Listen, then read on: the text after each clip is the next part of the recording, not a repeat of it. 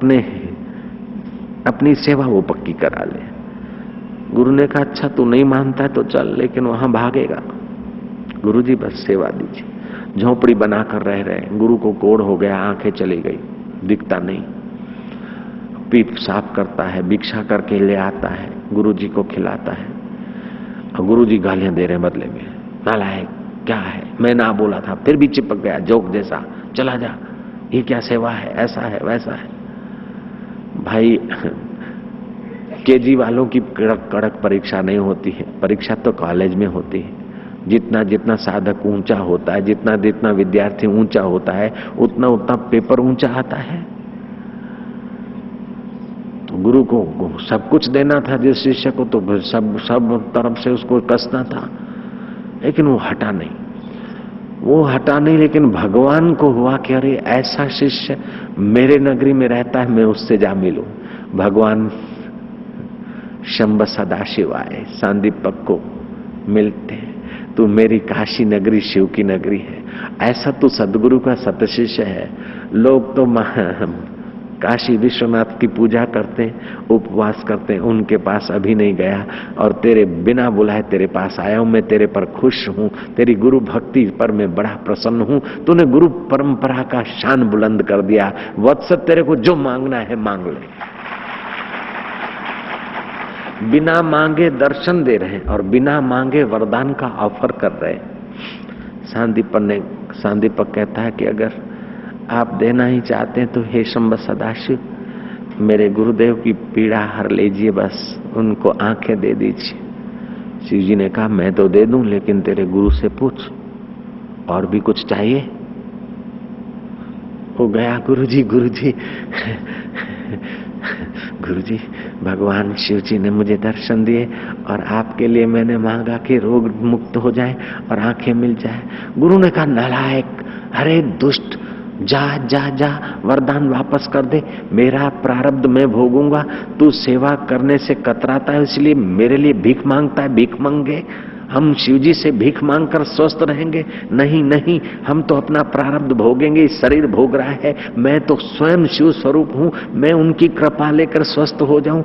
ऐसा तू मेरे को मंगता बनाने को आया है? शहंशाह सदगुरु को तू भिखारी बनाने आया? जा भिखारी कहेंगे, भाग यहां से। वो गया शिव जी के चरणों में, गुरु जी महाराज प्रभु आप अपना वरदान कैंसल करिए। शिव जी मुस्कुराए, अंतर्धान हो गए। ये धन्य है गुरु भक्ति इसकी और धन्य है गुरुदेव की अपनी निष्ठा। शिव जी से रहा नहीं गया, भगवान नारायण के पास गए कि मेरी नगर में कैसे दोनों आए। शिष्य शिक्षक की जगह नहीं छोड़ता और गुरु अपने गुरु तत्व को नहीं छोड़ता। कितना बेपरवाह गुरु है। जिसको गरज होगी आएगा, सृष्टि करता खुद लाएगा, परवाह नहीं। ऐसा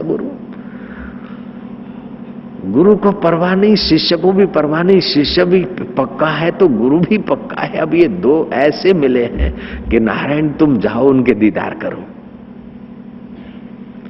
दीदार के लिए लोग छटपटाते हैं, लेकिन सत्य शिष्य और सदगुरु की ऐसी जोड़ी मिली है कि भगवान नारायण दीदार करने को आए।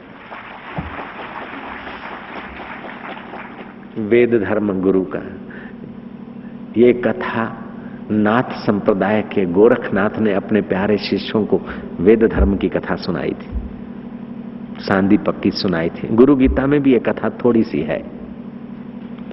भगवान नारायण आए कि सांदीपक तेरी गुरु भक्ति देखकर मैं बिन बुलाए आया हूं, क्योंकि गुरु का दर्जा संसार में ऊंचे से ऊंचा दर्जा है।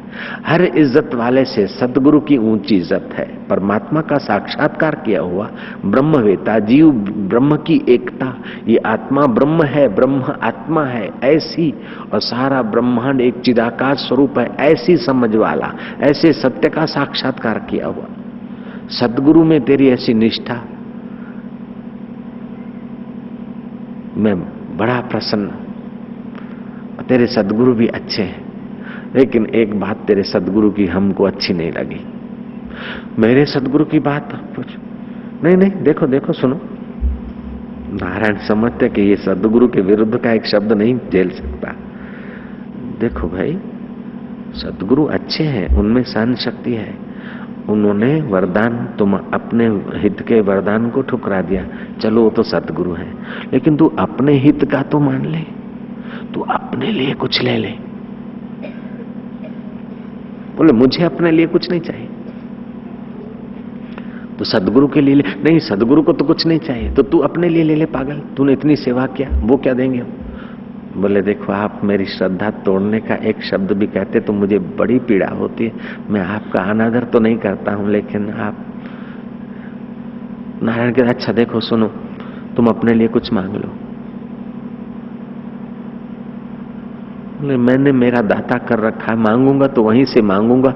जिनकी सेवा से आप बिन बुलाए आ गए, उनको छोड़कर मैं आपसे कैसे मांग सकता हूं?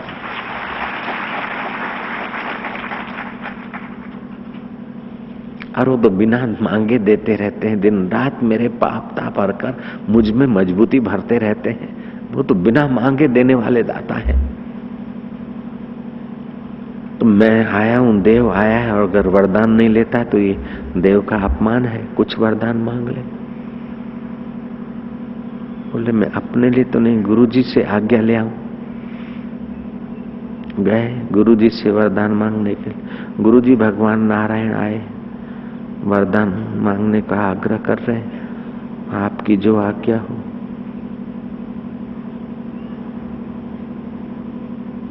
गुरु ने कहा जाओ नारायण को कहे तो कि जो तुम्हें अच्छा लगता है वो दे दो। गए नारायण के, जहां नारायण खड़े वहां गए तो देखता है नारायण नहीं है, लेकिन नारायण की जगह खड़े रहकर उधर सामने देखता है कि गुरु जी और नारायण दोनों साथ, कभी नारायण गुरु होकर दिख रहे हैं, कभी गुरु नारायण होकर दिख रहे हैं। और गुरु जी की वो कोढ़ और आंखें ये सब चू हो गया, और गुरु अपने संकल्प से मूल स्वरूप में आ गए। कभी गुरु दिख रहे हैं तो कभी उसी जगह नारायण दिख रहे हैं, और कभी दोनों दिख रहे हैं। अब शांतिपक सोचता है गुरु गोविंद दोनों खड़े, किसको लागू पाए, बलिहारी गुरुदेव की जो गोविंद दियो दिखाए। ऐसे ऐसे कोई माई के लाल सत शिष्य होते हैं। दुनिया के सारे धर्म ग्रंथ मत मजहब रसातल में चल जाए, समुद्र में डाल दिए जाए, फिर भी धर्म फिर से प्रकट होगा। एक धरती पर सदगुरु ब्रह्म ज्ञानी हो और एक सत शिष्य हो तो उसके ऊपर कृपा करता हुआ गुरु जो बोलेगा वो शास्त्र बन जाएगा। एक सतगुरु और एक सत शिष्य हो, धर्म फिर से प्रकट हो जाएगा। विवेकानंद बार बार ऐसा कहते थे। विवेकानंद ने तो यहां तक किया, तुम देवी देवता भगवानों को मानते रहो, सूरज भी भगवान है, कोई शक नहीं है, लेकिन हृदय का अज्ञान नहीं मिटाता और हृदय में आनंद नहीं बरसाता। तुम मनुष्य शरीर में हो तो तुम्हारे लिए मनुष्य रूपी सदगुरु रूपी भगवान ही तुम्हारे अज्ञान को मिटाएंगे, पाप ताप को मिटाएंगे और हृदय में आनंद भरेंगे। वो सतगुरु भगवान की जरूरत है तुमको। वैकुंठ के भगवान को धन्यवाद प्रणाम, लेकिन वैकुंठ के भगवान की महिमा भी तो सदगुरु बताएंगे। अकुंठित मति होगी तभी तो हृदय तुम्हारा वैकुंठ होगा। चाहे कैलाश के भगवान को मानो, भले मानो, सतगुरु मना नहीं करते, शास्त्र मना नहीं करते, लेकिन विवेकानंद कहते हैं कि इन सब भगवानों को मानने का फल यह कि सदगुरु भगवान में दृढ़ श्रद्धा हो, ताकि इन भगवानों का भी वास्तविक स्वरूप तुम्हें पता चले और अपना भी वास्तविक स्वरूप का पता चले और सदगुरु के भी वास्तविक स्वरूप का पता चले, तो लगेगा सब एक और एक में सब, तब तुम्हारी साधना संपूर्ण होगी। सतगुरु की कृपा घोर पापी को पुण्यात्मा करने की क्षमता रखती। सतगुरु की कृपा ब्रह्म हत्या जैसे पापों को निवृत्त करने का सामर्थ्य रखती। सतगुरु की कृपा नास्तिक को आस्तिक बना लेती। सतगुरु की कृपा अभक्त को भक्त बना देती। सतगुरु कृपा तू मेरा हृदय छोड़कर कभी न जाना, ज्ञानेश्वर जी कहते हैं। हे गुरु कृपा तू मेरे हृदय में सदैव निवास करना। हे गुरु कृपा तू सूखे हृदय को हरा भरा करने वाले, सूखे हृदय को सुख शांति से सींचने वाली गुरु कृपा,